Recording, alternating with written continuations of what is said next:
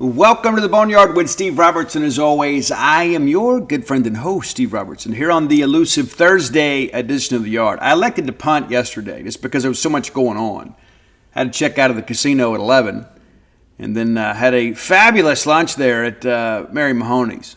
Absolutely fabulous lunch. And went there and met up with some friends. Man, it was a great time. But just felt like, hey, let's push to today, and then we can do, like, what I'm going to do is record the baseball portion of this show, and then we're going to pause it. I'm going to go watch a basketball game, and we're going to come back and give you immediate reaction from the basketball game, and hopefully be previewing a second-round game for Mississippi State. We will be back tomorrow, okay? And so we'll do our LSU preview for baseball tomorrow. Tigers, of course, number 2 ranked team in the country, headed to Duty Noble Field. Many have forgotten that last year, even in our second season of discontent, that we still went to Baton Rouge and took the series from LSU. Yeah, those caps still say M over S. Wasn't a great year, but that was a highlight for us to go down there to Alex Box Stadium and take the series from the eventual national champions. But, yeah, we were in Biloxi last couple of days. And, guys, I love going down there. I do. There's a few reasons why. Number one, I like the Mississippi Gulf Coast. What we have done as a state, as far as development of the Gulf Coast, post-Katrina, it's been amazing. It has been. It's great. There's so much to do down there. There's always a great show. There's always national recording artists in town. You know, goodness, man, I might move down there. No, I'm kidding. I won't. But, yeah, it's great. I love going down there. The restaurants are great, man. The people are always so glad to see us. And so many of you, man, I tell you what, you guys know how to make a guy feel special. I'm not going to lie. You know, I get down there, and it's like if I ever leave the press box and I go down to get some, some pulled pork nachos or something, there's always people that come up and say how much they enjoyed the show or the books, the website. And I can tell you, that doesn't cost you anything. It means a lot to me. It really does. And there is some authenticity in what we do. I take a lot of pride in that. I remember years ago, when Jake Mangum was chasing the record, right, the hits record. I said, I'm going to do road baseball. I'm going to stay on the road as long as Jake is chasing the record until we get it. And so then we end up, tying a school record or breaking a school record at Tennessee. And I remember we were the only media people there, me and the bride. And I remember thinking this is a special moment for Mississippi State fans. And so we had the video, the only video out there. Matter of fact, the university asked to use our video. But I was having so much fun, and I said, you know what, I'm just going to keep doing road baseball. I'm just going to keep doing it. I'm having a blast, and I followed that team all the way to Omaha, Nebraska.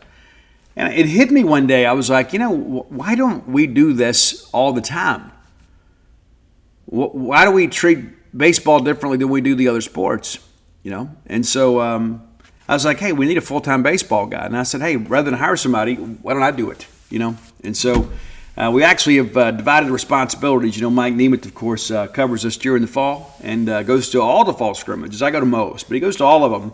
Mike does such a great job for us. So grateful to have him as part of our team. But yeah, we believe in getting out going. Win or lose, we go.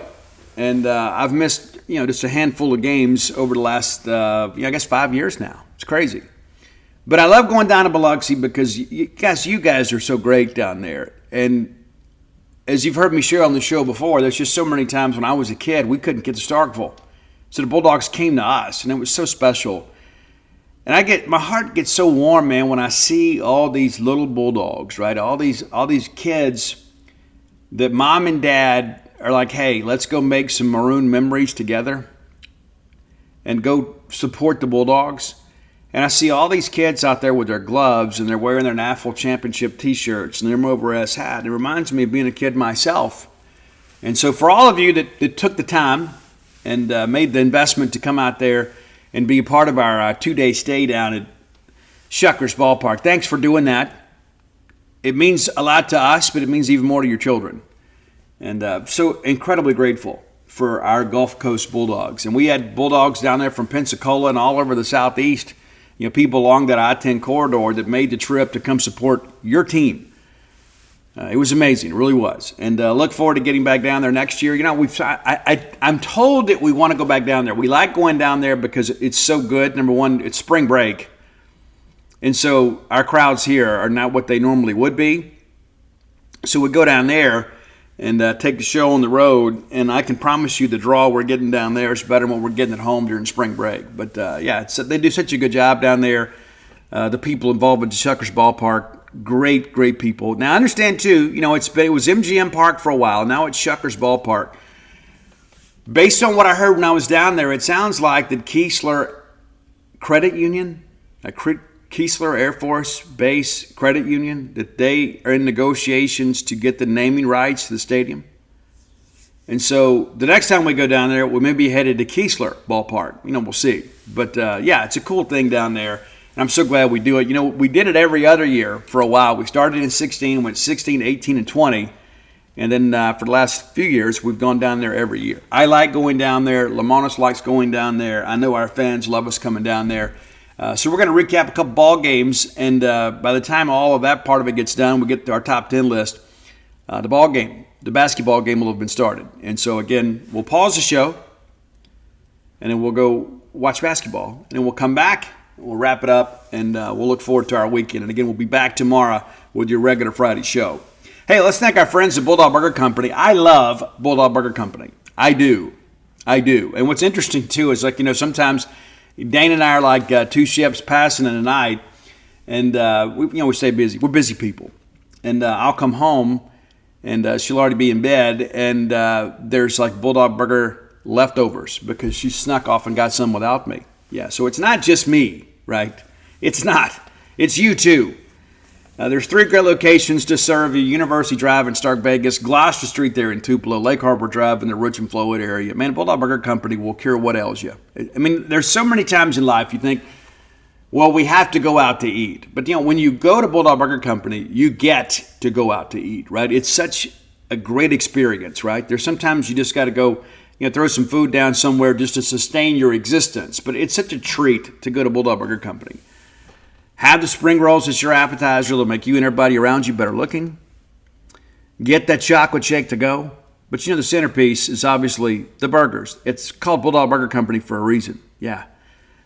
If you're new to our Bulldog Burger Company family, start with the Bulldog. Start there. And then next time, let's branch out a little bit. And maybe you're adventurous, right? So you know what, Steve? I'm just going to go in, both feet first. Maybe jump on that mission. Yeah, I get the pico de gallo on the side. I'm not a raw onions guy. I can't stand it. But I love the mission. I love the Good Morning Burger. I love the Freshman 15, the Bryant. I mean, I could go on and on. I've had them all, and you should too. Find your own favorites. Bulldog Burger Company, the place where people go to meet. M-E-A-T. All right, let's start with the Tuesday game, the game we dropped, and we shouldn't have. We gave this game away. Literally, we gave this game away. We did. And so I'm not going to spend a lot of time talking about it, but we're going to run through it as quickly as we can. Because basically, here's the deal. I've been around baseball for a long time, and you guys have as well. Guys, when you score in 1 of 9 innings and you are scoreless in the other 8, the chances of you winning a baseball game are not good. They're not good. Simple as it works, right? And it was very much a pitcher's duel early on. I mean, it really was. And so, of course, it's our home game that we're giving up. So we're heading down there playing our home game on a neutral field. But, man, we come right out there and we go right to work. You start thinking, okay, all right, let's make some things happen here. And just so you know, too, it was an SEC crew. They called both of those games down there. Yeah, so good for them, I guess. But Bradley Lofton comes out. And maybe that's the story of the midweek, right? Is how good Bradley Lofton did and how your Bulldog bullpen did, especially on Wednesday. And that's the thing, heading into SEC play, you want to be able to find some things. Maybe we found some things. And we needed Lofton to get going. And we may end up needing him on the weekend before the season's over. I love Bradley Lofton's game. I absolutely do. And I thought he was absolutely filthy. That's the time last year. We had trouble at times with control and walking people, but he's so competitive he would kind of work his way out of it. And of course, we find out later, he had some cleanup that needed to be done. And now all of a sudden we see him in his resplendent glory to go down there and give us 3 great innings. But man, he strikes out the side in the first. And I'm going to tell you what, that changeup was absolutely filthy. Filthy, you hear me? It's one thing to see it on TV, but to kind of watch from behind the plate and to see how these guys gear up thinking that fastball's coming and just to see how awkward it all goes, no worries. No worries at all. So we strike out the side there. Bottom of one, we open up. Amani gets a leadoff double, and I'm thinking, all right, here we go. Here we go. But, guys, we didn't do anything with it. Larry comes around. We think he's going to score. They call him out. They review it. The call stands, and I'll be honest with you. Looking at it in live action and then seeing the limited replay that we had in the booth, I thought he was out. I know a lot of our people disagreed. I thought he was out. I may be wrong, but the box score says that he was out. But it was big. That was a big moment in the ball game because we had a chance there. And what's interesting, too, is I met the mom of the player that threw him out. And I guess she recognized me from the game. I saw her at the IP, and she had to come up and tell me that was her child, her son, that threw him out. Yeah. And then the USA chant. I love my country, too. All right, top of second. And we come right out there. Lofton gives up his first hit, and then there's a stolen base. And we pick him off. And we have done such a good job, and that's Justin Parker. How many times this year have you seen us get a guy hemmed up? And that comes from the bench. You got the earpiece communication system, with Parker and the catchers. And so that's all signaled in. And the next thing you know, we're doing a really good job kind of containing the running game, especially from the mound. That's been probably an unheralded accomplishment for our pitchers this year. I don't know if it gets talked about enough. What a good job we've done picking off runners this year. And you get him here. The guy's still second, and then we get him. Great effort here. And so you faced a minimum through two if you're Lofton. All right, bottom of second, and again, we had some chances here. And that's the thing. That's what makes it feel so bad. I told Mike Nemeth after the game, I'd rather get beat 10-5 than get beat 6-5 like this because there were so many chances for us to get separation this game. We didn't get it done. But, Kohler walks, and then we get picked off. And that just can't happen. That's happened a couple times with Logan. We've got to have better focus there. But then Hyzak, who's been red hot as of late, kind of overshadowed by what Dakota Jordan's done, obviously. But Hyzak doubles to left, gives us a chance here. Then Joe walks, right? Wild pitch, and then everybody moves up. And then we walk Dylan Cupp. Bases loaded here. A base knock here probably gives us 2 runs. And probably, changes the complexity of this ball game, and Amani Larry grounds to the shortstop there. Good job by their pitcher getting under the barrel there and forcing a ground ball. But, again, a chance for us early to make this thing kind of sing a little bit. We didn't get it done. Top of third, Lofton gives up a hit, but gets a couple punch-outs there, and that's the outing for Bradley. And, man, how good was it to see this kid go out there and throw strikes and get ahead in counts. It was great. That's huge for Mississippi State baseball. All right, bottom of third, nothing going for State. And then top of 4, we bring in Luke Dodson, who really, really good as well. And again, it kind of gets overshadowed because it's just like some people are kind of wired to always see the positive in life and some are wired to always see negativity in life. And so it's like all of a sudden, Carson Ligon and Colby Holcomb hadn't pitched well until this week. And so that's what we focus on. We don't realize, hey, Bradley Lofton is finally working himself back into good health. It's almost like signing a free agent or picking up a guy in the transfer portal. This is a guy that's with first-round talent.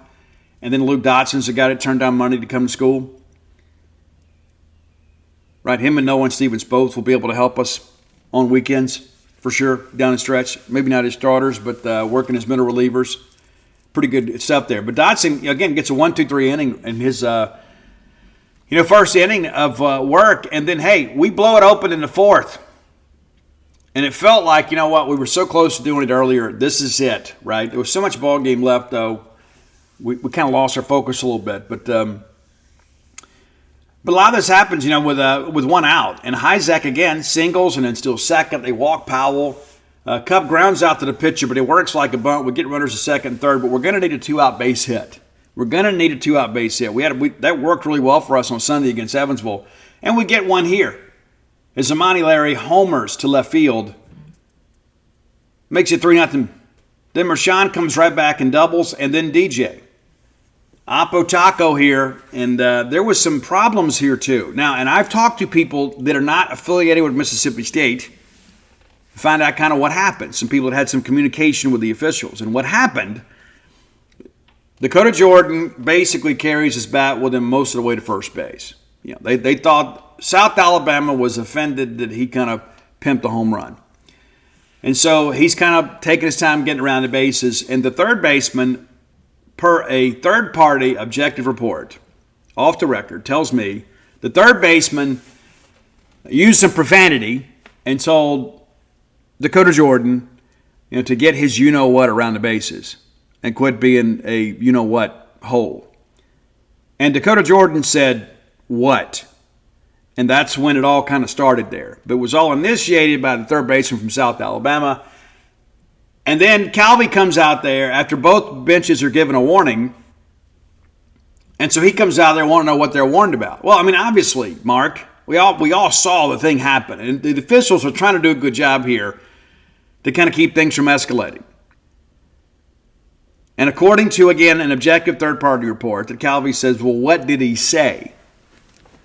Talking about his third baseman. And they couldn't tell him. I said, well, I'm not exactly sure what he said. I said, well, then how can you warn us when you don't even know what he said? And that's when things escalated. He was ultimately ejected. He threw his hat down on the ground, which is an automatic heave-ho. Always happens that way. But this was a turning point in this ball game. I thought South Alabama got fired up. I felt they were being disrespected. And I thought we relaxed a little bit. And I thought really that was the difference in the game. But it's 5-0 here. There's been the ejection. Hunter Hines grounds out the second. Actually hit the ball pretty well, but nothing to show for it. Our top of 5. And we come back out, and this is when we talk about focus all the time, right? A lack of focus. So we come right out there, and it's a leadoff walk. The last thing you want to do after you go up there and put up a crooked number and give your team some separation is go out there and walk a leadoff hitter. I mean, if I would rather him hit a solo home run, because at least you're pounding the strike zone, right? You say, but Steve, that would count as a run. This one did too. And then Bell singles through the left side. So now you got runners at first and second. All right, and it's just kind of crazy how it all works here. Johnson doubles down the third baseline. Run comes around and scores. 5-1. And you can almost live with this, okay? So you look at it and say, you know what, hey, they've got a little something going. We got a freshman on the mound. He's got to learn to work through this, and he has. And he comes right back and gets Matthews to strike out swinging. Very good moxie by the young guy here. And then he gets Burgess to line out to short. So 2 outs. We just need a routine ground ball. We need a non-productive out. Just need to be able to get out of this deal here. I guess 2 outs in the inning. They're all outs are non-productive. But it's just kind of crazy. It's just kind of crazy how this thing kind of hangs up here. And so everybody's kind of coming in and converging. And on the infield, the shortstop is the king of the castle. In the outfield, the guy you want making that play is the guy coming in. You do. You want him to make that play in front of him. But it's a miscommunication here. And 2-run score. And so instead of it being a 5-1 ball game and them needing to string together some hits or some quality at bats here, we've made it a 2-score game. And we did it. Yes, they put the ball in play, but we have to make that play. And people would say, well, hey, Steve, we're Mississippi State. Guys, that's the most standard play in baseball, right? You got to be able to communicate that. We made a mistake, and it cost us dearly. Because I'll be honest with you, I think if we get out of this deal with a 4-run lead, I think we're having a different conversation today. All right, bottom of 5, State goes 1, 2, 3, all ground outs in the inning. Top of 6, South Alabama gets a little thing going here, thanks to a hit by pitch. Again, we're kind of adding our own misery here. But, again, the kid kind of digs down deep here. Nolan Stevens on the mound now for State, who I think is going to be a star for us. And we're able to navigate through this thing without giving up anything. But, yeah, there was traffic on the bases. But I thought at the time, hey, this is a turning point in the ballgame, right? They're starting to get some momentum here, and we're able to kind of shove it back in them because we have the hit, they steal, we get a strikeout, and then there's the fielder's choice. We make a play there, and then we make an error, and rather than see Stevens kind of fold a little bit, we get another ground ball and force the runner at second. So, again, traffic on the bases, but we're able to navigate through that without any trouble. Bottom of 6, State goes 1, 2, 3. It's nuts, man. It's like all of a sudden, after that ejection, it's like all of a sudden we got a little bit impatient at the plate. All right, top of 7, we bring in Cam Schulke, and one thing I'm learning about Cam is if he doesn't get the right umpire, there's going to be traffic on the bases. Not to say that he's always perfect, but my hope is as we get a little deeper into the SEC season and umpires have had a chance to see him a little bit often, I don't know that he's getting a fair take I'm just kind of saying it for how I see it. Especially last night. I thought Wednesday night, I thought even though he had a good outing, I didn't think that he was getting the full expanse of the strike zone. But here we are, top of 7. He gets Matthews to strike out looking. I tell you one thing, that overhand changeup from Schulke is ridiculous. We walk Borges, and then Turner walks. Now you got runners at first and second. Ty runs on base. He gets Melton, the kid from Hernando, to strike out looking. We bring in Tyler Davis to face the lefty, and they single back up the middle. And this is that play where with the ground ball, and they could say it's a miscommunication. I had somebody yesterday tell me that Mershon was blocked by the umpire. But either way, we let this ball get through, and now it's a 5-4 ball game. Kind of fortunate to get out of there with the lead. And again, it becomes kind of a broken record for State. Nothing going here. We get a single to the right side, from DJ. Really good job of hitting there, but that's it. And you get him on base, and it's a pop-up to the pitcher and a foul out to the catcher. This can't be, man. All right, top of 8. Sticking with our guy here, and Tyler Davis, we walk the first guy. And you hate to see it. They sacrifice him to second, and then we get a strikeout. And it's crazy. We get the strikeout. We have to throw down the first. And for some reason, Holt decides, I'm going to break for third. Hunter Hines makes a great throw over there. And we get him out. He slides off the bag. It's not a double play you see every day. It's some of the worst base running I think I've ever seen, though. You're already in scoring position.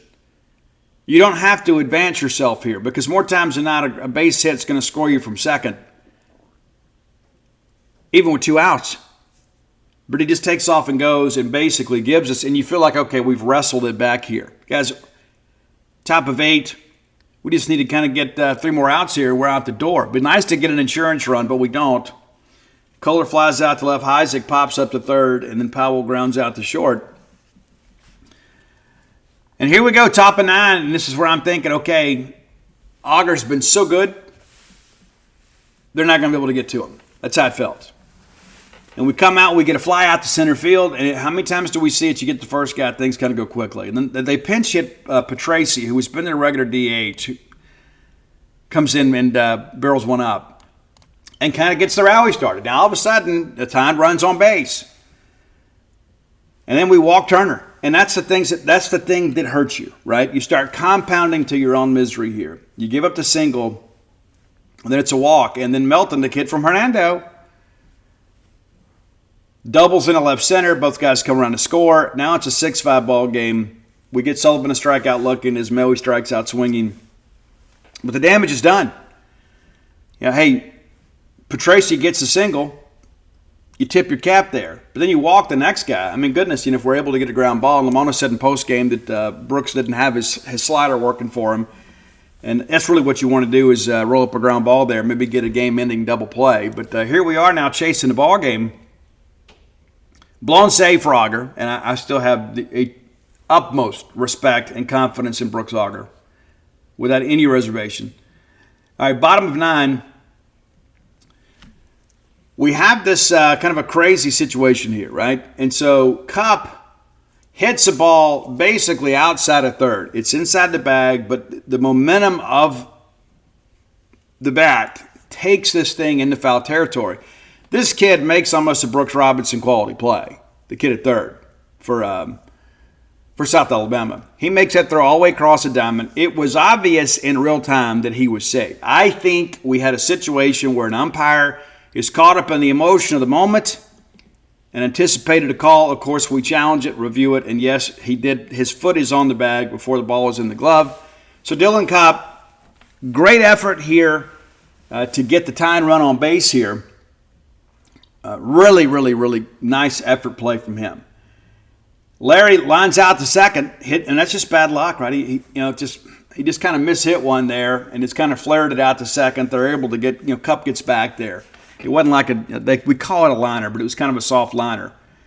Mershon grounds out to second. Kupp's able to take second on this play because it was one of those balls hit more to the left-hand side of the second baseman. The only play there is to first. Well, they intentionally walked Dakota Jordan.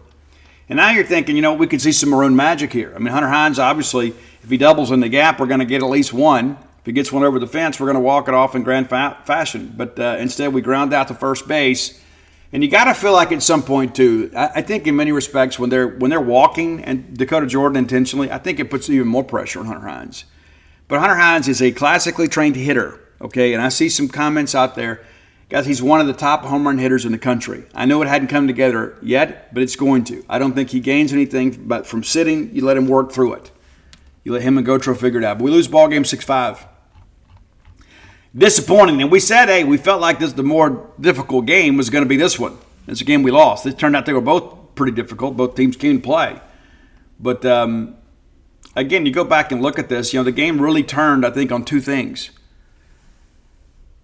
Number one, the ejection that fired up the team, and then the error, and there were multiple errors, even though they may not always get charged.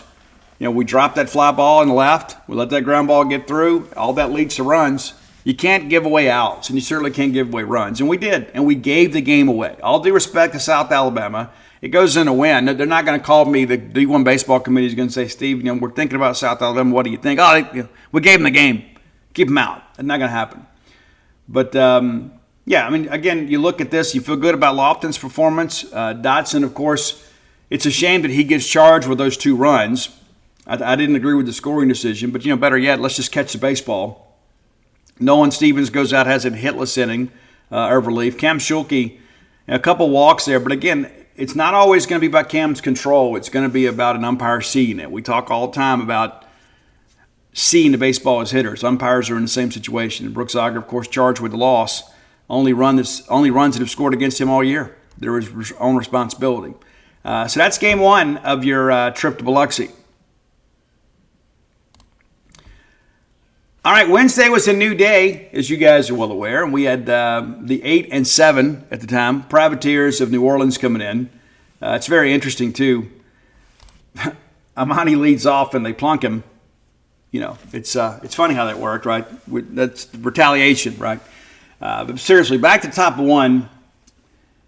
Again, I look at our pitching situation. I wondered about this all week with us having to have 5 games this week. I was like, how in the world are we going to piece this thing together?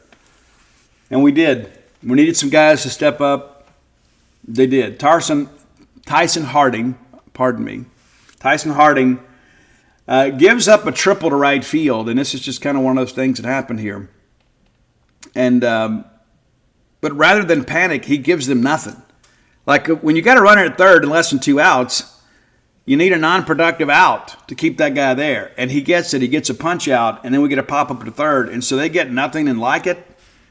It's a really good job by Tyson. All right, bottom of first, again, they plunk Larry, but we don't do much around him. They walk Hunter Hines to set up a situation for Hyzak, and we ground to third.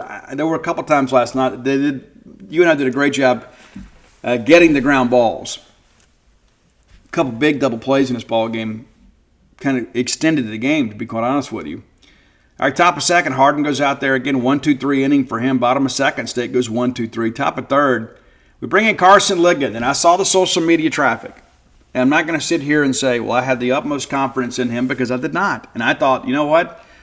We got to figure a way to work this thing out, but, man, we can't afford to drop 2 games in Biloxi heading into SEC play.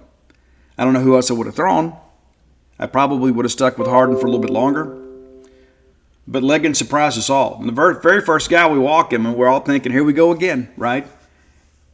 He gets Lupe to strike out looking. We get a ground out, and then we get a ground out to short. And so you get out of that, again, you lead off walk, but you're able to navigate through that without getting anything else on base or on the board. All right, bottom of third, nothing much going on here for State either. We get to fly out to right, Larry singles to the left side, and then Mershon walks and Jordan walks. And Hines grounds into a double play there. Again, a chance for us to get some early separation in this game, and they clearly wanted to give it to us. But we don't punch it across. You get 3 guys on base, and you leave all 3 of them. These are things that can't happen. And certainly, at the very least, you want to get a productive out here. Fly ball to right field gets us a run here. But double play, for sure. All right, top of 4. Ligon's back out there. He gets a foul out outside of third, and then we get a strikeout. And then there's a walk, and the guy's still single, and we get a line out to left. And so, again, a walk in the inning, we're able to navigate around it. 2-out walks are killers, but they weren't this time. Bottom of 4. State gets on the board here. Hyzak lines out to left, hit the ball pretty well. it was really windy last night too, and a lot of balls hit up, didn't stay up, but this one did. Nolan Stevens, a homer to right field. It was a Dave Kingman-esque quality home run. I'm dating myself. Many of you young bucks don't know who Dave Kingman is, but when Dave hit home runs, there were always these towering fly balls. There were never any wall scrapers. But this one that Nolan Stevens hit, his first as Bulldog, was an absolute tank. And it really got us going a little bit, right? I think because of the fact that there was so much going on with the outfield out there, a lot of those balls hit up were an adventure. It was impossible to really know how things were going to go. And so Stevens just hits the tank. Kohler then walks.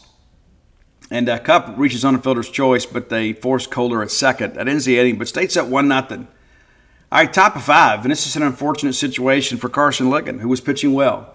Get a pop up to third, and then we're out. And what a great play by Hunter Hines here. I don't know if you got a chance to see it live. I don't know that I've ever seen him make this play. He ranges off of first to his right. And full extension, dives and makes a stop on a ball that's destined for right field and gets up and throws a strike to Carson Ligon, who covers first. It was an amazing play. That's a money-making play right there. You know, some of our fans have often talked about Hines defensively, and he's getting better and better and better. He's making some plays he doesn't normally make. So that was big. Really, really big right there. We give up a double to left here, and then next thing you know, it's a ground ball to short, and we boot it. Things don't work out. The run scores. And so Ligon, of course, gives up the double, but comes right back and rolls up the ground ball, and we don't make the play. I'm not being critical of Dylan Kupp. It's baseball. Nobody's going to be 1,000%.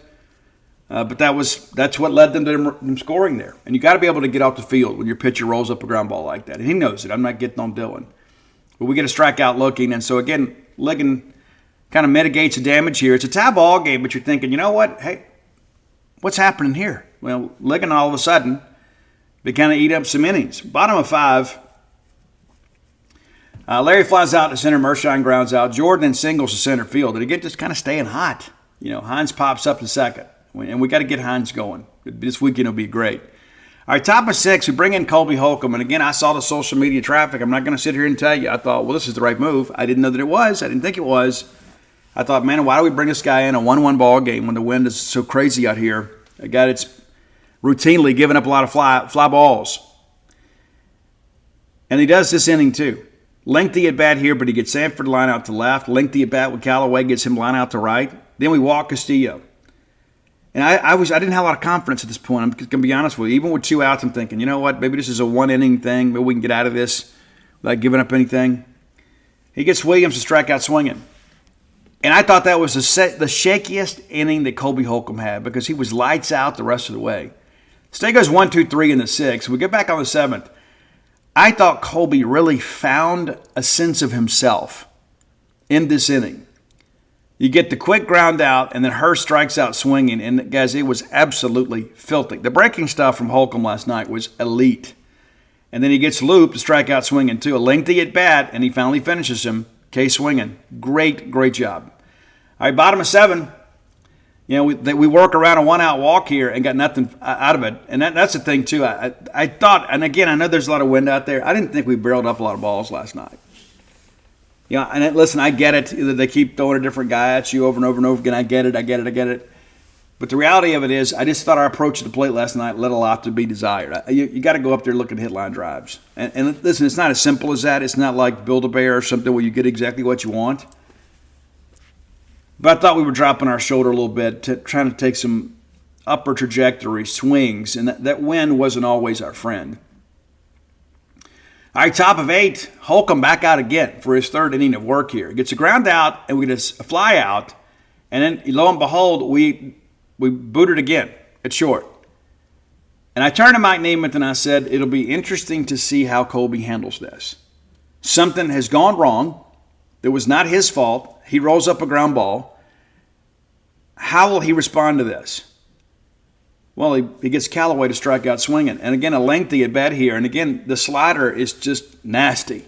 And he throws it on a full count and just absolutely makes the guy look silly. He couldn't have hit that with a garden rake. All right, bottom of 8. Again, nothing going well for State offensively. It's 1-2-3 inning here. I take that back. It's not. Hines does single through the right side, and then Hyzak grounds into double play. We talked about those important double plays, and both of them were significant. A chance for us to push some things across, and we don't. All right, top of 9. Holcomb's still out there. And right now everybody's thinking, you know what, this is when you run out of gas. But he didn't. He shoved. He goes out there, back-to-back Ks. They pinch hit, and he walks Sparling. And then he gets Hurst to strike out swinging. So 4 innings of hitless relief for Colby Holcomb. Outstanding effort. 7 Ks, too. Absolutely phenomenal. We needed to see that. That's the guy we had in the fall. That was the guy we had in the early spring. That wasn't the guy that we had in his last start of the spring and his first couple appearances this year. It was kind of a return to form last night. We don't win that ball game without Carson Ligon and Colby Holcomb, period. All right, bottom of 9, State with a chance to walk it off here. Chance out. Kohler strikes out swinging, and then Johnny Long walks here, lengthy at bat here, and then goes to second on a wild pitch. Cup comes up, we're thinking base hit, probably scores a run, we walk it off. And we get a strikeout swinging. Extra innings, free baseball for us. Some really, really bad base running here. I told you we had some bad base running early in the midweek. This is terrible here. So Lupe doubles to right field, and I guess maybe he just thinks that Dakota Jordan is just some dude. Well, he is. He's our dude. This is a legit double, and he comes up, and guys, Lupe is out by 10 feet. The throw wasn't exactly on target. Loco had to go up there and grab it, and then makes a tag, and then the kid flies across the bag, and we go double it up anyway. He was already out, but just to be sure, it's good mature baseball there. But what is he doing? It's a 1-1 game. In the 10th inning, you get a leadoff double. You stay your butt at second base. But no, we're going to be Johnny Hero, and ended up being Johnny Zero. Absolutely terrible base running. We benefited from that. Saunier, the next guy, singles up the middle. You never know that the sequence of pitches may change, but you know what? That probably had to really, really stink. Sit on that dugout, knowing that, hey, that could have been the game-winning run right there. Usech grounds out to the pitcher, and this is all against Schulke. Schulke's coming here in the 10th, but back-to-back base hits, and then we get a ground out to the pitcher, and then we walk Sanford, and then we get Callaway to strike out looking. And Cam, that changeup is legit. It really is. He didn't throw especially hard. He just finds what works for him. But it's going to be interesting when we have so many teams in the SEC that may hit soft. It's going to be a much different deal. When they hit soft, it's going to be a different deal. All right, bottom of 10. They walk Amani Larry. So here we are, a chance to walk it off when he runs on base. We get to sack bunt down. We bring in Michael O'Brien, a pinch run for Larry. They walk Dakota Jordan intentionally. And Hines hits one on the screws. And guys, a foot either way, this ball game's over. Hines absolutely ripped this one. Just happened to rip it right at the guy. And they're able to force O'Brien out at the play. Nobody's fault. It's kind of baseball. All right, top of 11. Cam's still in the ball game. We get Castilla to ground out. Williams singles. This is one of those crazy ones here. It just kind of running backwards. Just couldn't get a glove on it.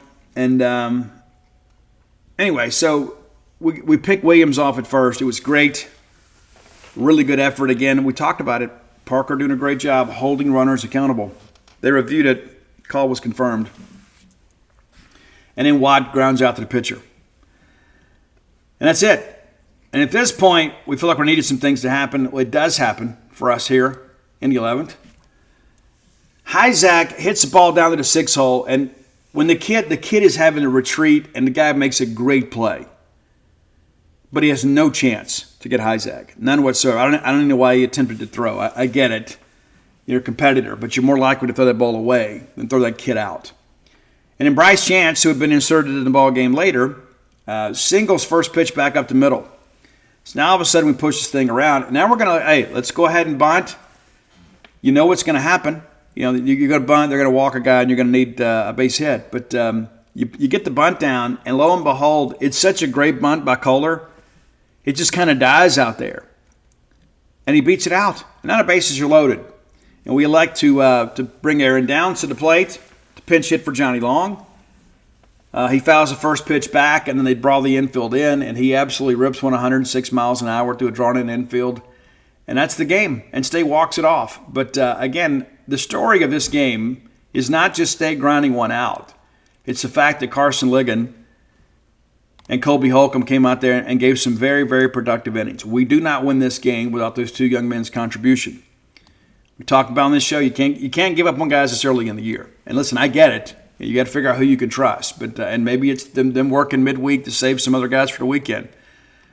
But when it's all said and done, State pitching gives up 5 hits, 1 run that is unearned, 13 punch-outs against 5 walks.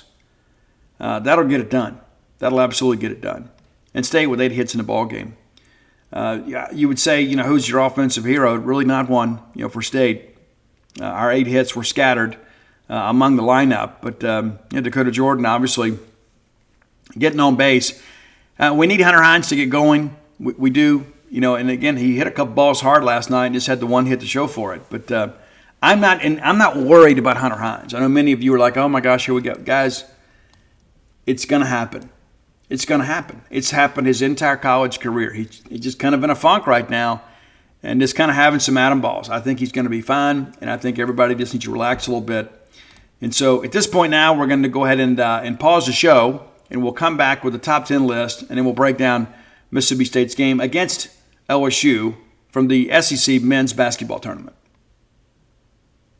All right, we're back as the Mississippi State Bulldogs defeat LSU to advance to the quarterfinals of the SEC tournament. We'll break down the game completely just here shortly. We'll do our top 10 list now. We'll get to that. And congratulations to Chris Jans and all the Bulldogs. It was a difficult first half, but in the second half, the problem that I think LSU ran into, and this is really the case for a lot of people, a lot of teams, I think the problem you're going to run into is you're just not good enough. And that was the case with Josh Hubbard. And again, we'll speak about it in its entirety once we're done with the top 10 list. But in the end, Josh Hubbard, the most talented player on the floor, exerted his will and willed this team to a win in the second half. Of course, it's a team game, but Josh started making some shots and facilitating. That proved to be the difference.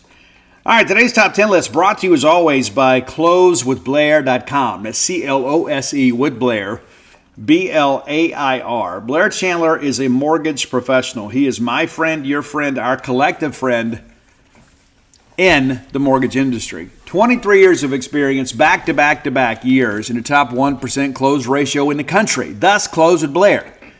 Maybe you're an atypical borrower with a non-conforming property. I don't know.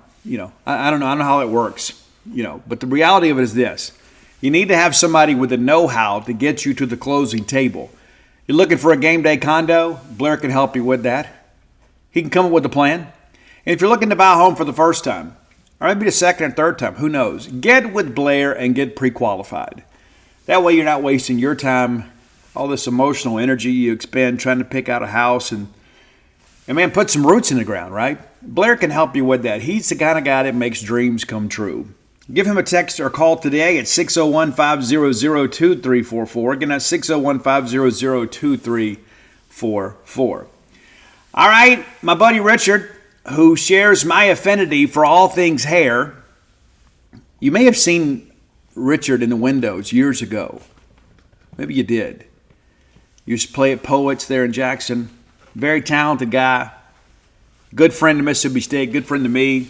And Richard reached out. Richard and I are members of several of these 80s hairband Facebook groups. And Richard said, hey, have you done a Danger top 10? And I'll tell you this, we haven't. We're going to do one today. To kind of give you the Danger story with me, I've never met Ted Poley. I've got a lot of mutual friends with Ted, and they tell me he is an absolute sweetheart and that everybody that has a chance to interact with him never gets big-timed by him. You say, well, Steve, well, Danger is not Guns N' Roses or anything. No, I get that. But everybody has had some measure of success, and it's good to see people like Ted Poley that are in tune with their fans, right? No matter how acclaimed you may be, It's always good to see people that have a measure of humility. So all of our Danger songs. Bulldog fans, rodeo season is here. That's right, the Dixie National Rodeo.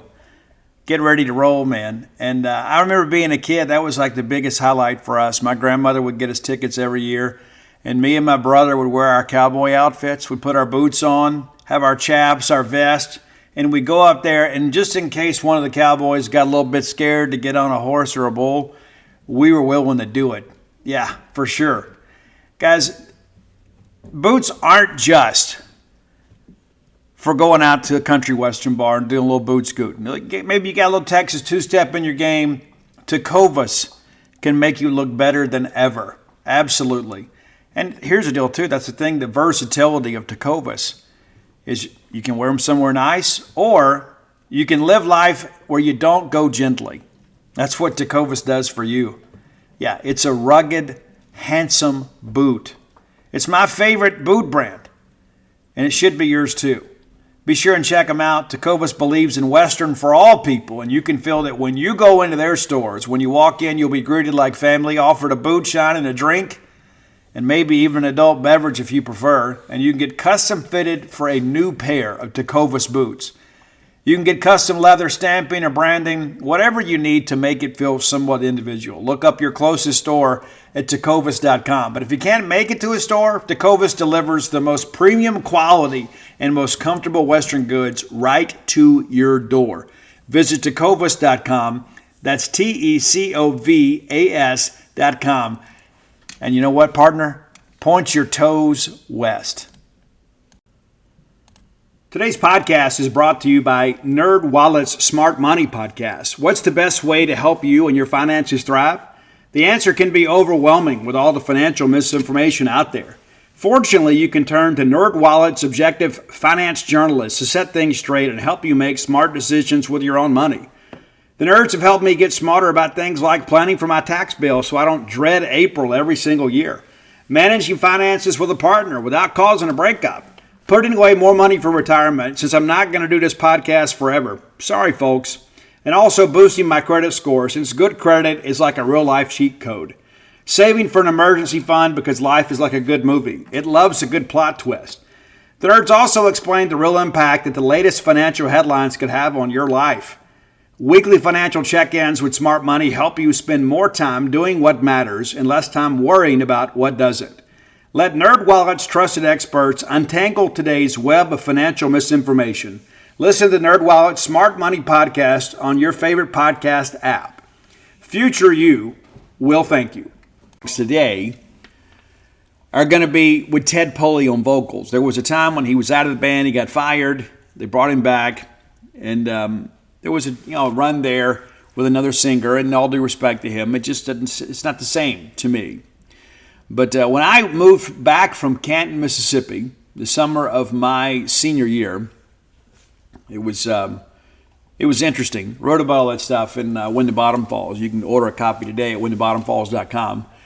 But as I moved back to Columbia, getting ready to go to Jones Junior College in hopes of furthering my athletic and academic career, went to go buy the school clothes, right? And my mom took me over. My best friend went with me, and he had the Danger debut album. And he goes, "Have you heard this yet?" And I said, "No." He goes, "Well, go ahead and borrow it because it's excellent." And it is. That album still holds up. Now, I'll share with you this. It's very 80s, okay? So if you like the 80s, you're going to love Danger. If you don't like the 80s, you're not going to like it. I like the newer stuff too. As I got ready to do this list on our travels from Biloxi, I listened to some of the later stuff in the Danger catalog. And I like it.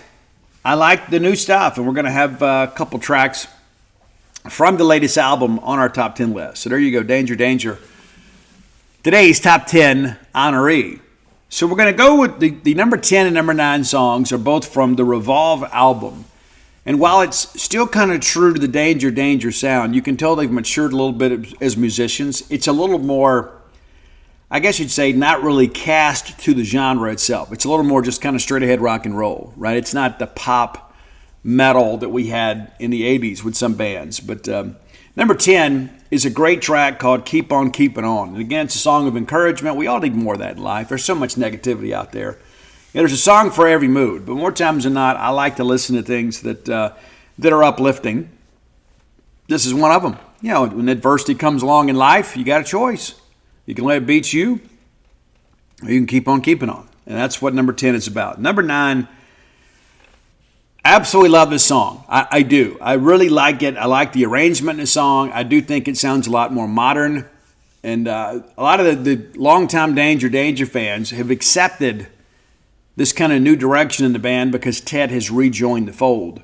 Great track called That's What I'm Talking About. Absolutely love it. You will too. All right, number 8 brings us to a very interesting story. Now, Danger, they got ready to record their third album. It's an album called Cockroach. It's true. It's true. And so here's kind of what happened with this deal. Is when Cockroach was first recorded, the record company ended up having to shelve the album because of litigation. Because Ted Poley was very instrumental in the writing and recording of that album. They were trying to discuss rights and royalties and things like that. And so they couldn't reach an amicable solution, so they shelved the album. Now, this thing was recorded years before it was finally released.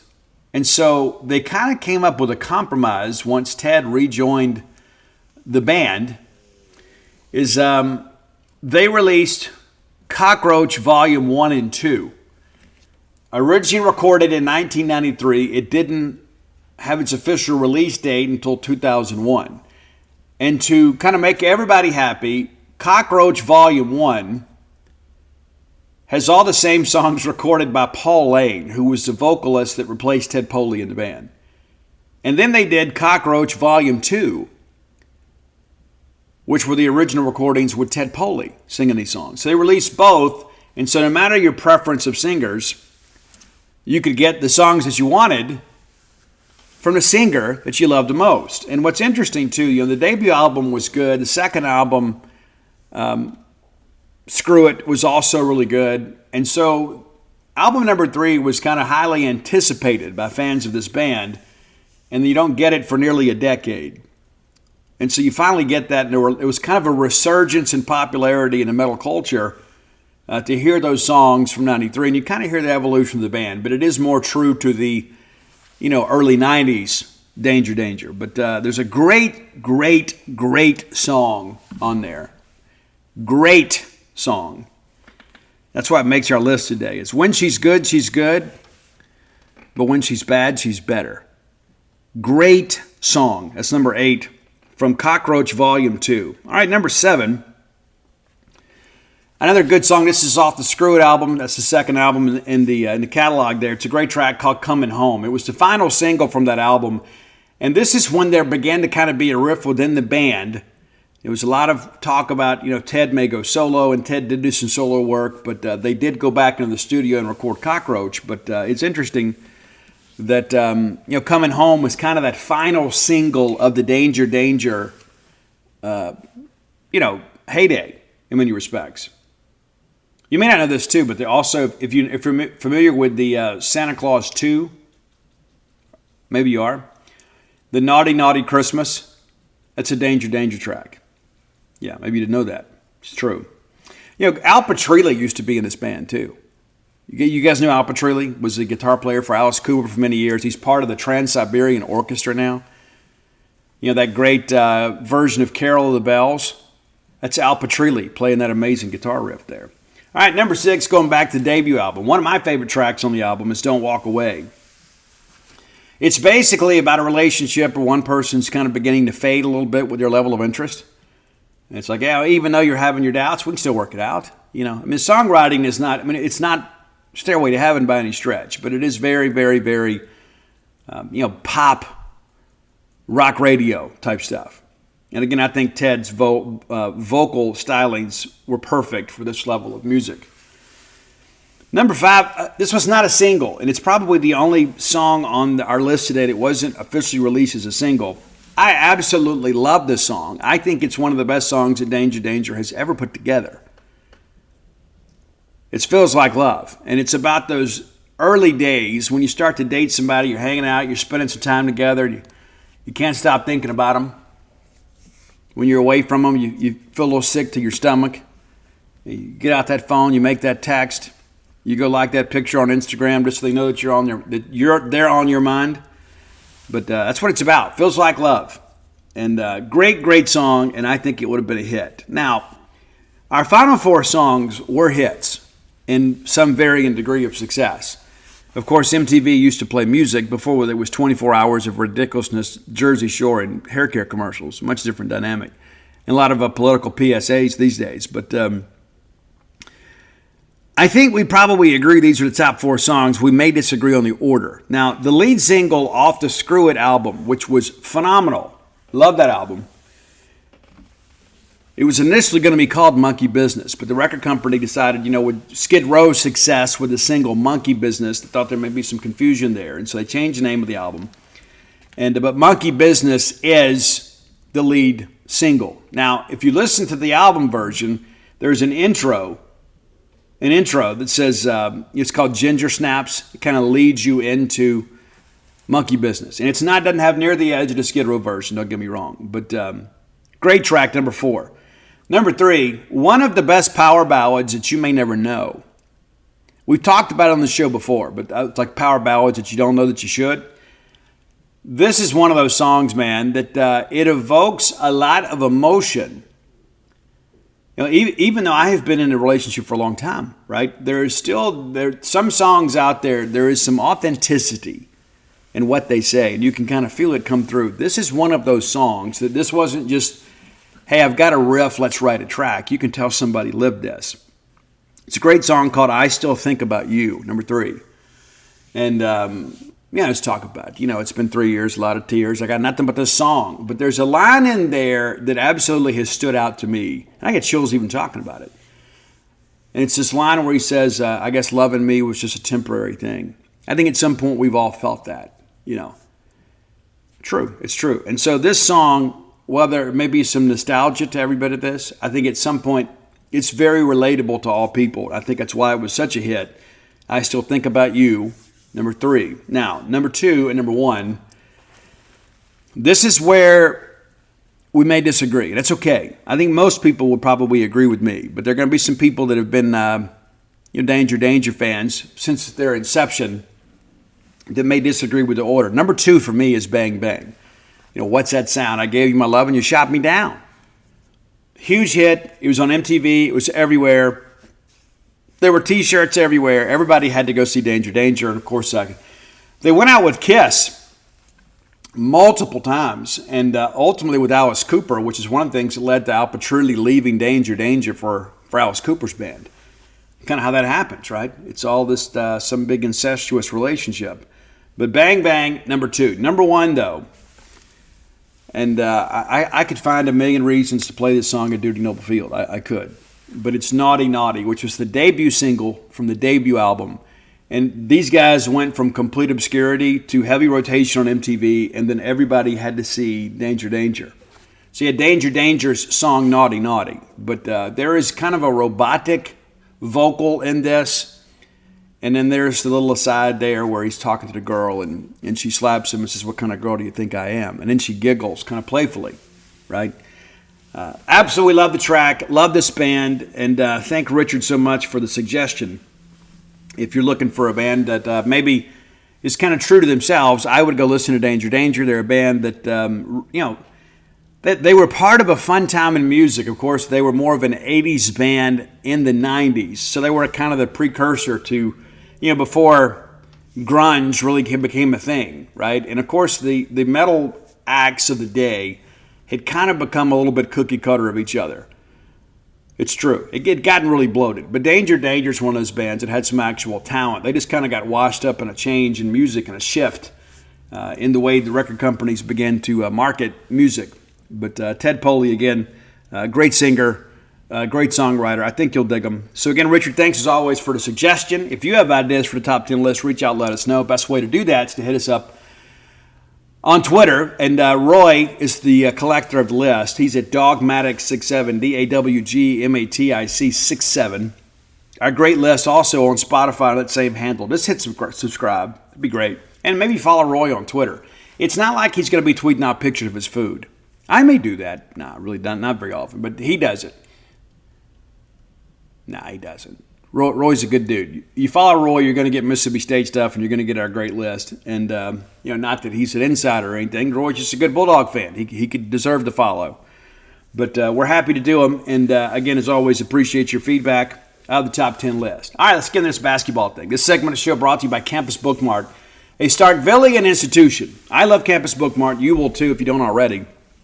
Absolutely raving fans about Campus Bookmart. You're going to find the best selection of Mississippi State merchandise in Starkville and really the known universe at Campus Bookmart. If you can't make it to town to see their lovely faces, let me encourage you to visit them on the World Wide Web at campusbookmart.net. And by being a loyal Boneyard listener, we'll give you a phrase that pays. It's BSR, which stands for Beautiful Steve Robertson.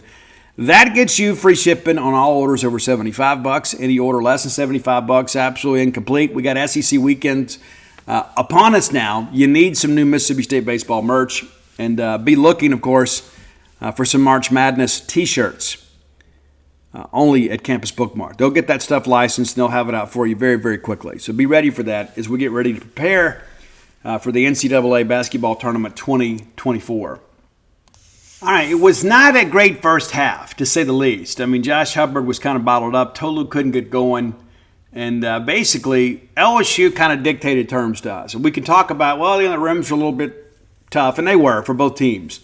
But I really think LSU came out with a great defensive game plan. They were going to stay with Josh Hubbard. They were going to face guard him the whole game. Simple as that. They were going to make somebody else beat him, and they were going to make Tolu Smith kind of have to contend with all that on his own. Down in the post. I thought Cam Matthews had a good ball game too, but things really changed when Josh Hubbard began to facilitate, right? As I considered just looking for his shot, it was very frustrating at times. He got the float game going. He was able to kind of draw people to himself and then kind of facilitate. He had a couple big assists. And, guys, State outscores LSU by 17 in the second half. You're down 7 at the break, and it's a 48-point half for the Bulldogs in the second half.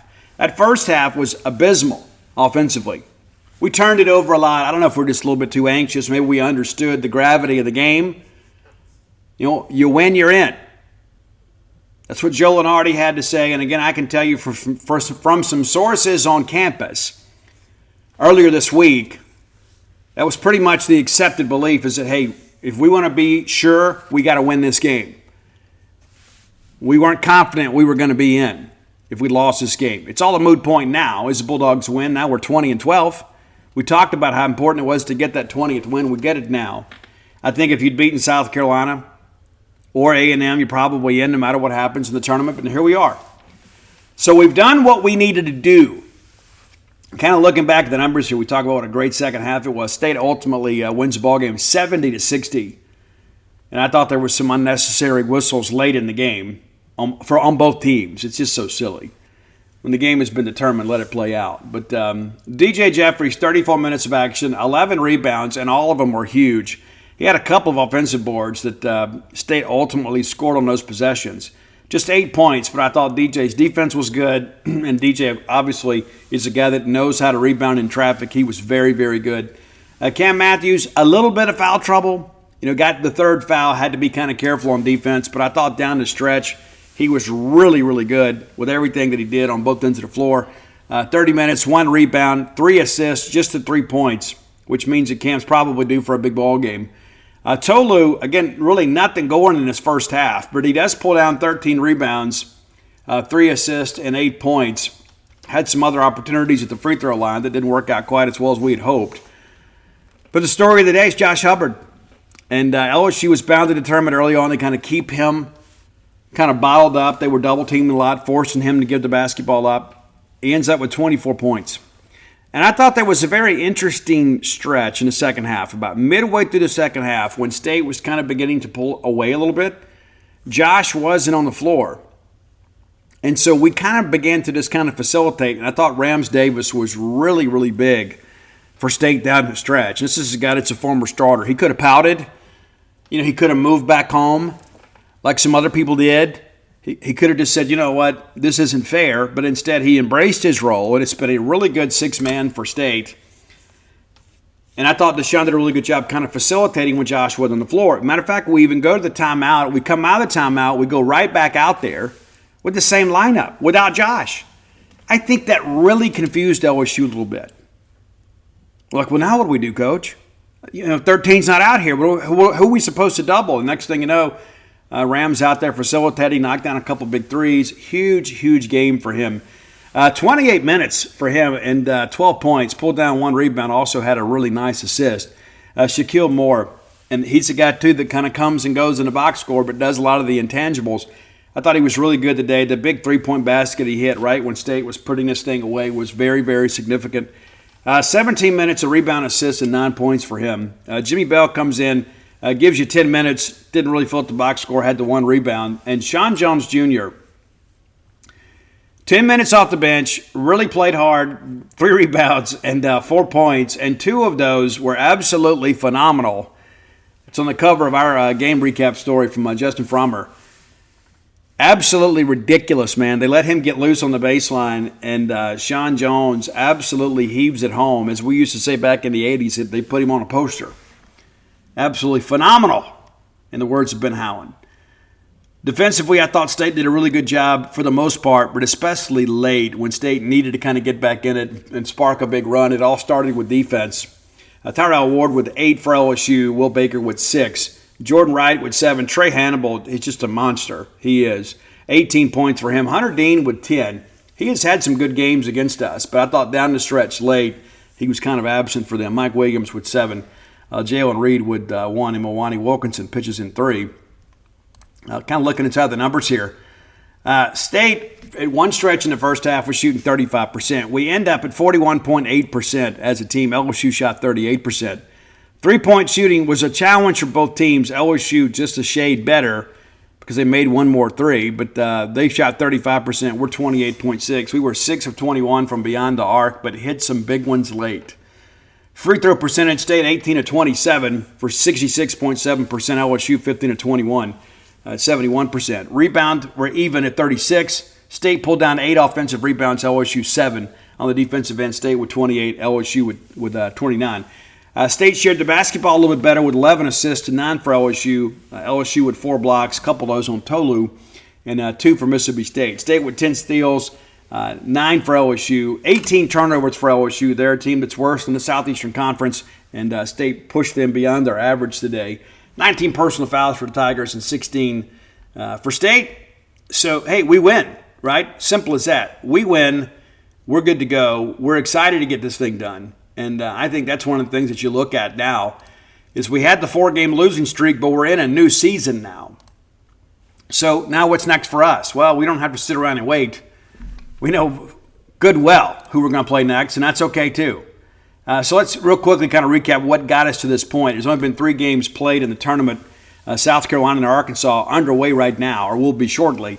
Arkansas takes care of Vanderbilt 90-85 last night, and then Jerry Stackhouse is fired today at the head coach of Vanderbilt. Not shocking news there, but Jerry Stackhouse, obviously a hero from our youth. You'd like to think things would work out better for him, but maybe he's just better off as a number 2 somewhere. But he's made his money. He didn't have to get out and coach. But Arkansas, Musselman and those guys, again, this time of year, they're always a difficult out. 90-85 winners. Georgia takes down Missouri 64-59. So Missouri did not defeat a Southeastern Conference opponent the entire season, and mercifully, I think the season's over up there for them. I think they're happy for that. There's no doubt the season is over. I think they're happy that it's done too. And then baseball's not done well for them either, so they're kind of looking forward to football. And of course, Mississippi State 70-60 winners over LSU. So South Carolina about to play Arkansas, and then tonight Ole Miss will play Texas A&M. Now tomorrow. Let's see. I guess the late game too is we got a late game tonight. Florida versus the game 2 winner, which is Georgia. So 3 more games to watch today. Now tomorrow in the quarterfinals, State and Tennessee will get you going. That's going to be at noon, so be mindful of that. So we'll probably do our show today like we did yesterday. I'll go ahead and knock out some baseball stuff. We'll pause the game, we'll pause the show, do basketball, come back, give you an immediate reaction to that. I got a little more baseball stuff to talk about today, but that's where we are. And the most important, hey, if you win tomorrow, we're just playing for seeding, right? I mean, we'd love to be able to win the SEC tournament, but the reality of it is we are in the big dance, barring something totally unforeseen. So for the second straight year, Chris Jans leads the Bulldogs to the NCAA tournament. And what's interesting, too, there's a lot of talk out there. Lamont Paris, who will be the SEC Coach of the Year, if not National Coach of the Year, has signed an extension with South Carolina. Chris Beard with Ole Miss, they've signed. Todd Golden, Florida, they've had an extension. We've had some questions on the message board. It's like, Steve, when are we going to announce an extension? Well, I understand that's under negotiation. We have not come to terms on that yet. We'll see how things play out.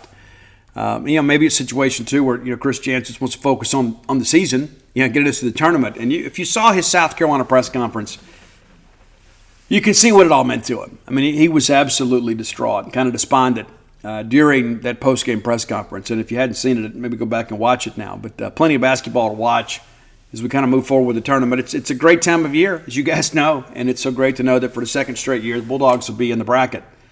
And we'll find out about the women on Monday. We are not expecting them to be in. Not expecting them to be in. We also expect them to decline the women's NIT.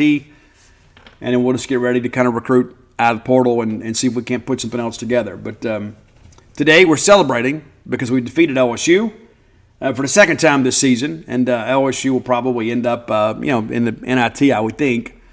But either way, their NCAA tournament dreams are now over.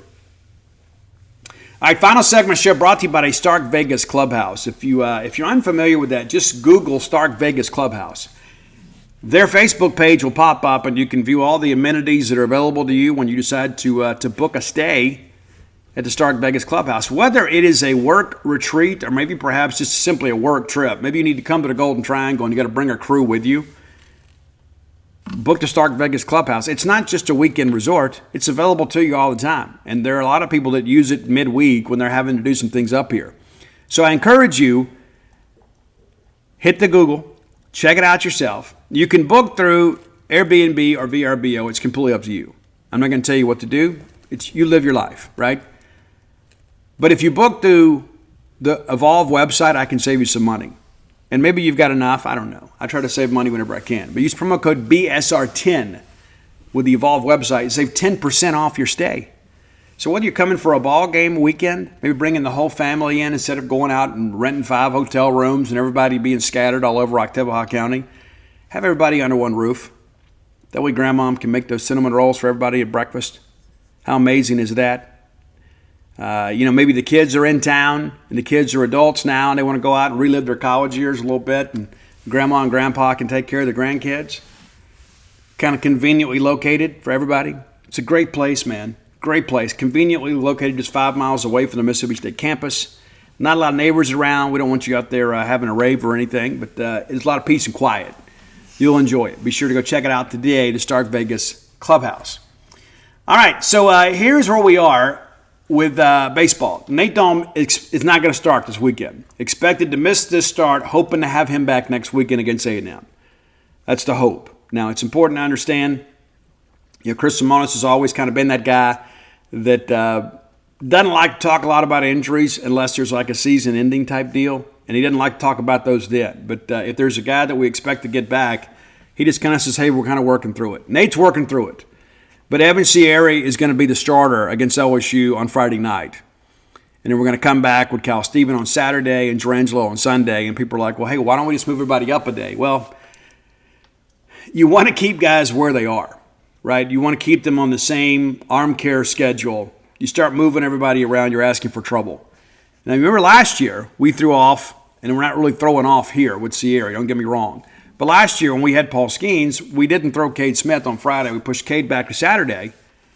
And we had Sierra start on Friday. And he went out there and shoved for a little while, and eventually they got to him. But State won the series. I think people forget that. State went down to Baton Rouge last year and won the series. And how great that was for us to go and win that series. We certainly would like to have gotten to Hoover and gone farther than that. But one of the few highlights of the year last year was, we went down to Baton Rouge and took 2 out of 3 from the national champs. So that's kind of how we sit with all that stuff. Now, a lot of discussion out there, who's available, who's not. Your notables, the guys that you know well this year, are going to kind of move forward. Now, what's interesting to me is, what are we going to do in left? We've started Nolan Stevens out there. We've started Aaron Downs out there. We've started Bryce Chance out there. Aaron comes up last night, obviously, with the big base hit there to walk off the winners against UNO. But I'm interested to see, how this whole thing pairs up with LSU. And again, we're going to save our LSU preview for tomorrow. We'll be back with you tomorrow, and we'll talk about what to expect from the Tigers. But it'll be interesting to see what LSU looks like in a true road environment. A lot of people have kind of been holding out, say, well, I'm going to wait and come back. When SEC weekends are here, we need a raucous crowd, right? We need a full duty noble field. The LSU folks are coming. They're currently ranked number 2 in the country. And to be honest with you, rankings at this point in the year don't mean a whole lot. LSU is good. Are they the number 2 team in the country? I don't think so. They look a little more human than I think some people expect them to be. I thought they'd be a really good team and be in contention, obviously, for a top 8 national seed just because of the pieces returning off of last year's team. No, they don't have Paul Skeens. They lost a lot of guys on the pitching side of things. But, yeah, they're a good club. But they've played almost all their games at Alex Box Stadium. And so it's just difficult to kind of know, what to expect. That's the case for everybody, though. I mean, let's just kind of call it for what it is. We don't know anything about our team. We think we do, and we got a pretty good idea of who we are. But nobody knows who's good right now. You can say, well, so-and-so's won all their games. Well, that's pretty evidence they're good, but the quality of competition in non-conference play in baseball, it varies tremendously. It absolutely does. And so we'll go this weekend without Nate and hopefully have him back next weekend. It's a big, big series, obviously the road series at A&M. And one of the things that I want to talk about, too, is what do we consider success? We've won 10 of 11 games. And the caveat from the people that want us fired is that, well, look at the quality competition. Okay. But here's what I would say. We've won 10 of 11. Why did we not have anything to say during the winning streak? And then we lose a game on an unfortunate situation where, miscommunication between the shortstop and left fielder. We let a ball drop, which kind of sparked a rally for them. How is that on the coach? How is it on the staff? Guys, we learned to catch a fly ball in Little League. We do that in the front yard with our dads. That's not to say that human error is not going to happen. It does. I can promise you nobody feels worse about that play than Bryce Chance and Dylan Cupp. They know. They don't need you to go get on Twitter and let them know. They know that play was really the difference in the ballgame in many respects. Because you make a catch there, it's still a 4-run game. But instead you give them hope. They know. We understand that. But it's so interesting. Like last night, we're piecing this thing together. And you say, but Steve, it's UNO. And you're right, it is UNO. That's a team that's played us a lot over the years. Maybe you didn't know that either. Did you know that? I don't know that you did. That was one of those deals, too. For years, UNO, people forget, they came in here and beat us in a regional one time. Yeah. I'm not going to sit here and prop those guys up and talk about that. We're Mississippi State. We expect to beat those teams. Right? Don't you? I do. And it's so interesting, too, that I'm the kind of guy, too. I think Mississippi State should always be great in baseball. Maybe that's not fair.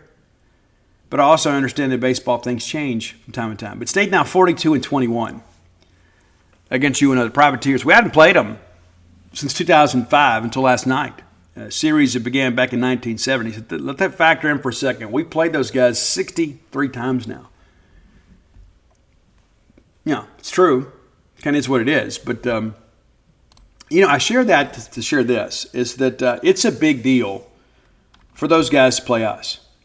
It's a big deal for them to beat us. It's not a big deal for us to beat them. We expect it. That's one thing that I've said on this show many times. One of the things that makes Mississippi State and LSU and Ole Miss and teams like that so good, Arkansas, is that even in the midweek, even if they don't throw, their best pitchers, they're they're going to get after you, right? They're going to bring their best effort. We've had some teams in the past that have thrown weekend guys against us in midweek. But again, you go back and look at this. Like I read something yesterday, and I'm not going to embarrass the person. The same person predicted us to lose to Southern Miss last Tuesday. Well, we win. And then so we beat UNO, and then it's like, well, hey, yeah, we beat them, but, Southern Miss scored 10 runs against them. What does that matter? What does that change at all?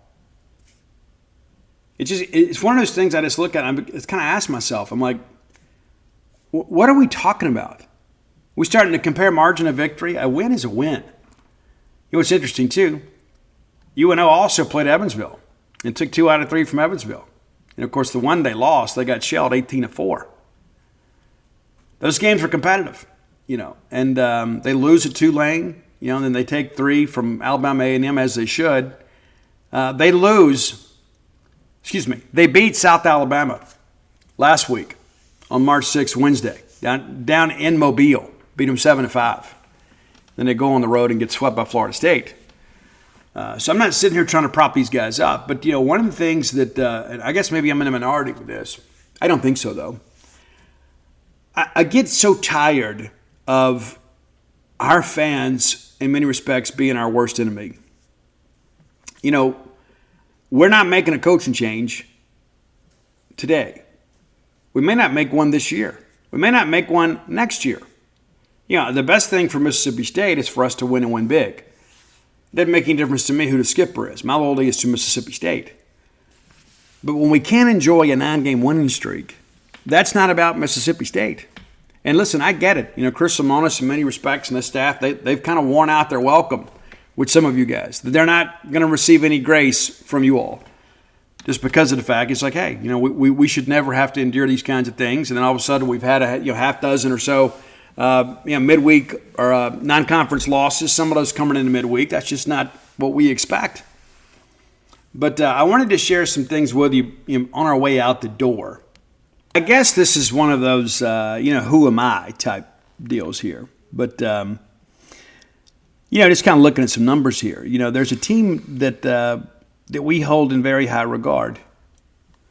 And looking back at the record books here, they went to Auburn and got swept. And they lose 3-2, 3-1, and 8-1. And those were all significant losses, every single one of them. And then after that, we lost again to Mississippi College. So a 4-game losing streak in the middle of the year. We bounce back, kind of get some things going. We go to Alabama. We take 3 from LSU. We go to Alabama, take 2 out of 3. And then we played Arkansas in Little Rock in a non-conference affair. Midweek game before Arkansas was in the conference, and they beat us 13-1. 13-1. So what team am I? Well, you're the 85 Mississippi State, Clark and Palmero, Bobby Thigpen, Gator Thiessen, Rourke McDonald group. Let's look a little closer here. So here's another team that, we lost a midweek game, lost a governor's game to Ole Miss, and then we lose to Louisiana Tech, 14-7. Get a little deeper in this thing. I guess we played Ole Miss early, and I don't know why that. We lost 2 games to start with Ole Miss. We lose to Ole Miss, and then we play them about a month later, lose to them again. We lose to Southern Miss. We split a midweek series with them. We go to Kentucky, lose down there. But it's kind of crazy, You look up and you say, you only had 14 losses, and many of those losses were to teams you probably should have beat. I'm talking the 1989 Mississippi State team. And we'll go forward a little bit closer, a little bit closer to home here. And people forget I remember when you guys wanted to fire Ron Polk. I'm old enough to remember that. You're not going to fool me. All right, 2016, man, this team, if I remember correctly, we were like 12-5-1 at this point. We open up the opening weekend with a 4-game set, the old Bulldog Classic. We lose 2 games to FAU. We went out to California, went 1-1-1. We lose to UCLA. We beat USC, and we tie with Oklahoma. And then we come home, put together a nice little weekend, and then we lose to Eastern Kentucky and Oral Roberts in back-to-back games. Eastern Kentucky got us 16-12. Pretty crazy when you think about it. It truly is. A&M came in here and swept us that year. And we went on to win the SEC championship. I'm talking about your 2016 Bulldogs. Nearly identical record to what you got right now. The only difference is they had a tie. 12-5-1. We're 12-6, or whatever we are today. I have to look it up and see. All the days run together after a while. You know, they do when you work every day. It's true. It's true. You know it's true. But heading into SEC play, you know, we are, 13-5. 13-5. And so, yeah, so same number of losses. They were 12-5-1. And went on to win the SEC championship. And I remember, after we lost the Eastern Kentucky Oral Roberts midweek games, people were like, John's not going to make it. Fire John Cohen right now. And we went to Vanderbilt and took 2 out of 3. Number 2 Vanderbilt. We went there, a kid named Mangum had a couple big hits for us. It's true. You know, flipping ahead too, got to find this on the computer. They don't print media guides anymore.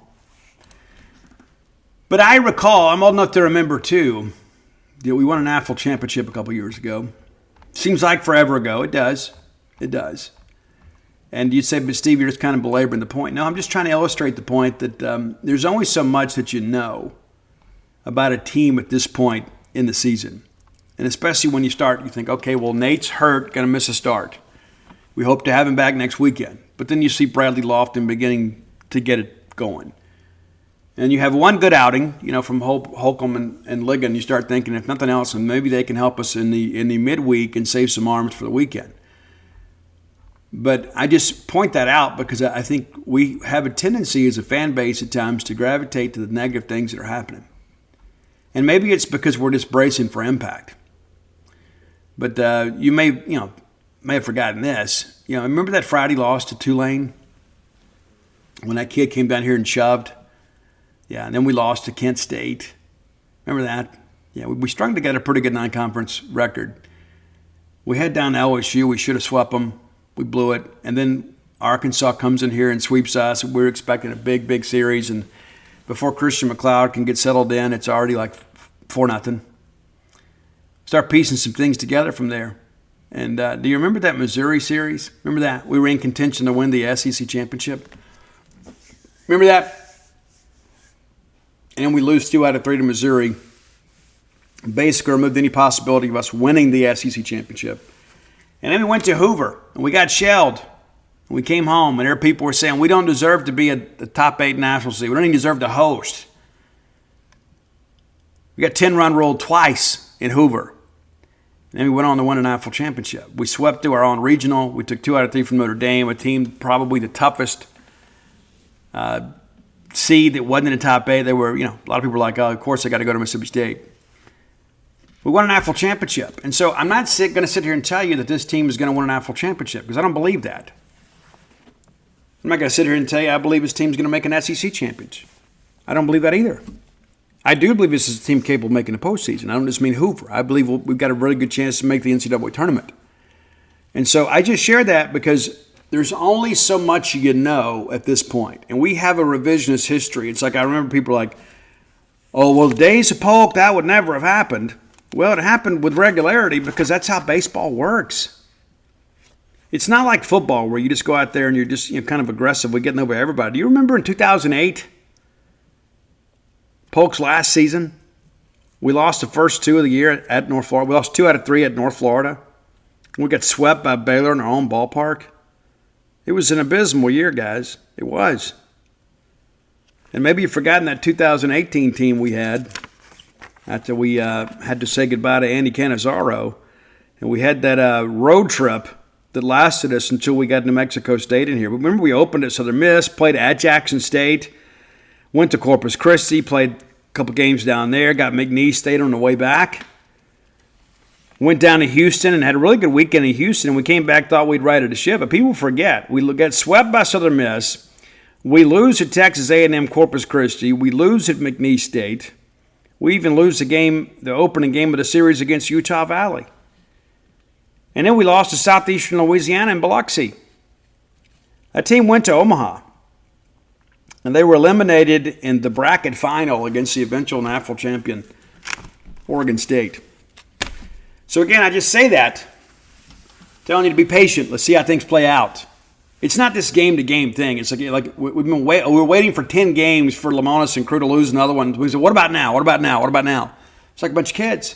Just relax and enjoy the season. Whatever happens is going to happen. Worrying about it, speculating about it, it's not going to change anything. We know what needs to happen. This team's got to be in the postseason, period. If it's not, well, then I'll get ready to fire up a hot board. But not before then. Not just because you're angry about a ball game. I'm not going to do that. We're going to respect the season. We're going to respect the administration, the coaching staff, respect our players, our baseball parents. We're going to support this team. We're going to cover this team extensively, no matter what anybody else does. And then whenever the chips fall where they may, we'll adjust. Listen, if you hadn't done so, you need to book your appointment with True Rest. It's getting busier and busier every weekend. So if you're coming to town this weekend, and we've got a little bit of availability left on every day, Friday, Saturday, and Sunday. But that may not be the case by the time you listen to the show.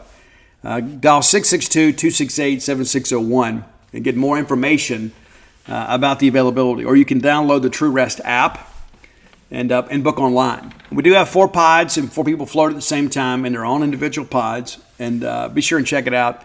Running a special right now, too. And of course, you hit Dana up, she'll let you know. It's half off the first float as we get into March. So be sure and check us out. You'll be glad you did. If you hadn't done so, go to WinTheBottomFalls.com. All my sports titles are there in addition to Win the Bottom Falls. And you need to be a member of our great website over at genespage.com, the Mississippi State affiliate for 247 Sports.